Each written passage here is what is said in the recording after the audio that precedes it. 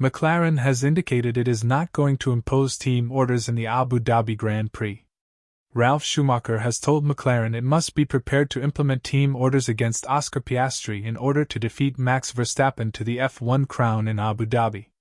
Both Verstappen and Piastri enter the finale with a points deficit to Lando Norris, with 408 points playing 396 and 392, respectively. Should Norris finish on the podium at Yas Marina, he will be world champion regardless of what Verstappen or Piastri do, with Verstappen requiring at least a podium, with a win for the current champion meaning Norris must be third. Fourth would give Verstappen the title. As for Piastri, his 16-point disadvantage can be overcome by winning the race if Norris is sixth or lower, with only a top two finish keeping the Australians' hopes alive. McLaren boss Andrea Stella has indicated that the team will not impose team orders for as long as both drivers remain in contention, with this creating an interesting scenario. If in the closing stages of the race, Verstappen is leading from Piastri in second and Norris in fourth, this result would give Verstappen the title, with McLaren CEO Zak Brown recently explaining he would rather lose the title to Verstappen than not be fair to either of his drivers.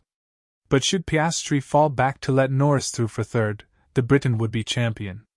Schumacher, a six-time Grand Prix winner, believes that McLaren must lay down the law to Piastri, and be prepared to implement it.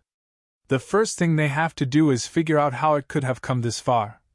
Schumacher explained on backstage boxing gas of McLaren, allowing an interloper in an otherwise private title fight, making it to the final race.